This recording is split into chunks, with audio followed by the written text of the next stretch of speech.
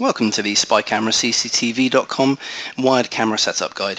So what we're going to do on this guide is follow on from our DVR setup guide.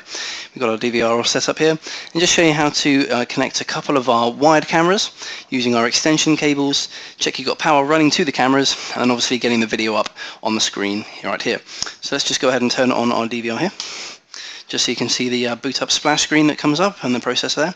Now we've got this DVR connected to our screen using the VGA connector here.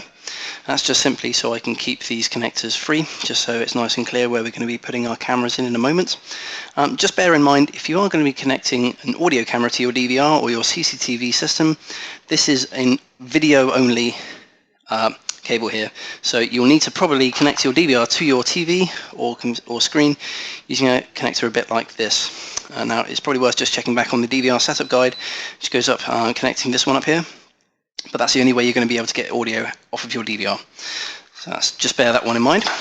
Okay, now you can see our DVR is booted up. We've got our 4 channels showing on our screen. Obviously no cameras connected yet.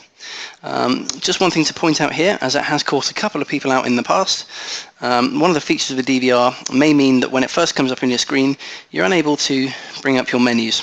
Now, no need to panic on that one. The feature is simply that we can connect our DVR to a couple of screens at once, but only one of the screens can show the menus at any time. So you probably just need to rotate around which screen is getting the menus. It's nice and easy to do. I'll turn this around just to show you what you need to do. All it involves is locating 2 of the buttons on the front panel here. That's the ESC, escape button, and the CH1, channel 1 button. And you just need to press them, escape, channel 1, and escape. And that brings up our menus like that. If you don't have the buttons on the front, just check your remote that comes with the DVR. That should have the buttons and achieve the same effect for you there. So now we can see all our video screens, and we've got our mouse there and the menus. It's time to connect up a camera. So the first one we're going to start with here is our video only. This is our 1139W camera, a nice dinky one here, and you can see it's just video. It's got our video connector there and our power connector there. Obviously you can connect your power connector straight into your camera. I'm going to show you how to do it down the extension cable, as it means we can run everything from one extension and it keeps everything nice and tidy. So this is our 2-core extension cable, video and power.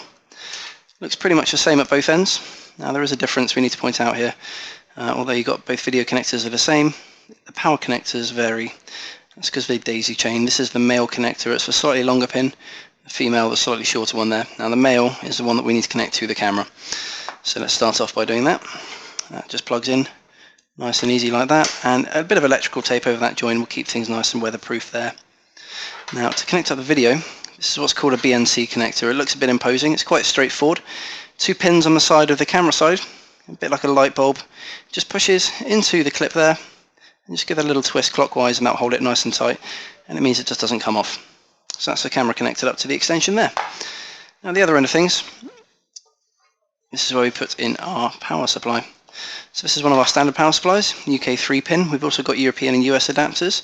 Drop us a line if you need any of them. Again, you've got the male pin from the power supply, and that just connects in there, and then we can plug that into the mains. Like that. Now the power supply lights up red, and that shows us we've got power running through. Now one little check I'm just going to show you at this point before we connect the camera to the DVR is how to check the power is coming through to the camera without video verification. This is a great little troubleshooting step if you're not getting your video straight off, or if your camera's mounted outside and you just want to check that things are hunky-dory. Best way to do this, just pop your hands around the lens. It will just trick it into thinking that it's night time there, and the LEDs will automatically light up. And that just confirms that we have some power running through to the camera and everything's as it should be. If you're not getting power through, or you're not getting video once you've connected it up, just double check on your power supply that the power rating on there matches up with the power requirements of the camera. There might be a sticker on the bottom there, it might be on the packaging. If you've got a couple of cameras from us that vary a bit, some of our cameras require a little more juice than others, and it may be that you've just got one of your power supplies mixed up there. So, great little test on that one.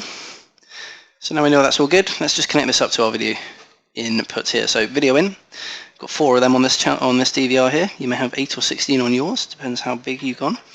And these match up with the screens here. So I'm going to pop it into channel 4, that's this one here. That's just so you get a nice clear view of our camera coming through here. So again, just pop that over there like that, slide it over the pins, all the way down, and give it a little twist. That's all nice and tight, and you'll be able to see our camera. There it is. Now, it's as straightforward as that. That is all you have to do. So that's one of our cameras in there. Obviously repeat that if you've got 4 of our cameras from our pack, or any other cameras you've got going on there. I'm just going to take you through connecting up one of our audio ones.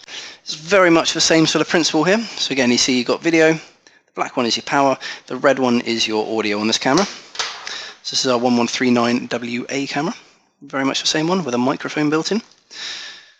And on this we're going to need the extension cable that's got 3 plugs at each end, and they all match up the same. So we need to go through with the power cable that's got the male end on it to connect to the camera. Plug that one in there like that. The video slides on like a light bulb, give it a twist, there it is.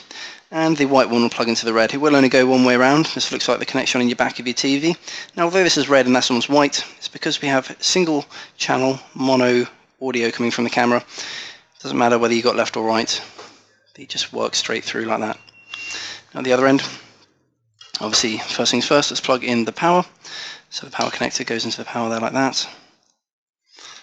And then we'll just plug that into the mains next to this one here. Just goes to show if you have a big enough extension socket, you can get all your cameras and your system running off of the same place in the house. And then we just need to connect this. So I'm going to pop this into channel 3, so we'll get video popping up here. And that one just slides on over the pins. Give it a twist. That's our video there.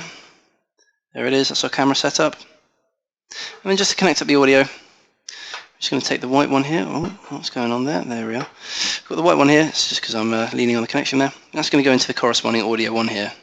That's audio 3. Just means we've got the matching audio with the video. And there it is. That's all you got to do there. Now, obviously, bear in mind if you are using an audio camera, as I mentioned at the beginning, you'll need to be using this sort of a connection out of the back of your DVR. That's because it will carry your audio as well. Just refer back to the DVR setup guide for that one there. If you've got any wireless cameras in your system, obviously click on the link at the end here for the wireless camera setup guide. We'll take you through plugging a couple of those in there.